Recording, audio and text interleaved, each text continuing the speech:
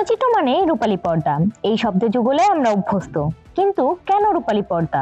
এর পেছনে আছে প্রযুক্তি, ইতিহাস আর একটুখানি রোমান্টিকতা। সিনেমার জন্ম 19 শতকের শেষ ভাগে। তখনকার চলচ্চিত্র প্রদর্শন ছিল একেবারেই ভিন্ন। আধুনিক ডিজিটাল প্রজেক্টরের বদলে ব্যবহৃত হতো আলো ও রাসায়নিক প্রক্রিয়া ভিত্তিক ফিল্ম প্রজেকশন।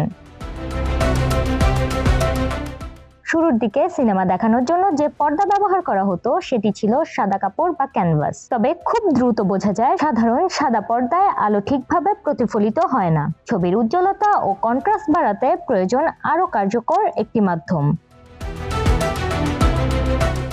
এই প্রয়োজন থেকেই আসে সিলভার স্ক্রিন বা রূপালী পর্দার ধারণা। পর্দার কাপড়ের সঙ্গে মেশানো হতো অ্যালুমিনিয়াম বা রূপার গুঁড়ো, ফলে পর্দাটি হালকা রূপালী আভা পেত। এই রূপালী আবরণ আলোকে বেশি প্রতিফলিত করত, ছবিকে করত আরো উজ্জ্বল, স্পষ্ট ও প্রাণবন্ত।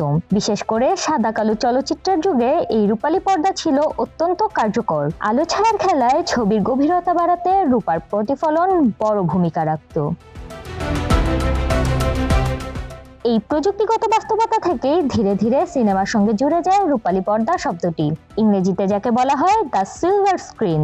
শুধু পর্দার নাম নয়, এটি হয়ে ওঠে পুরো চলচ্চিত্র জগতের প্রতীক। সময় বদলানোর সাথে সাথে এখন সিনেমা হলে ব্যবহৃত হয় আধুনিক match screen, digital projection, 3D ও আইম্যাক্স প্রযুক্তি। বাস্তবে আর রূপার গুঁড়ো ব্যবহার করা হয় না। তবুও সিনেমা জগৎ মানেই আজও রূপালী পর্দা শব্দটি বহাল। এই শব্দের সঙ্গে জড়িয়ে আছে সিনেমার সোনালী স্মৃতি, তারকা খ্যাতি, গ্ল্যামার আর স্বপ্নের জগৎ। বড় পর্দার আলো ছায়ায় সেই প্রথম মুগ্ধতা, অন্ধকার হলে বসে হাজারো মানুষের একসঙ্গে আবেগ ভাগ করে নেওয়া, সবকিছু যেন প্রতীক হয়ে আছে এই রূপালী পর্দা। তাই প্রযুক্তি, সময়, জীবনধারা বদলালেও চলচ্চিত্র মানে আজও রূপালী পর্দা। মানিয়া সাদিয়া, RTNN।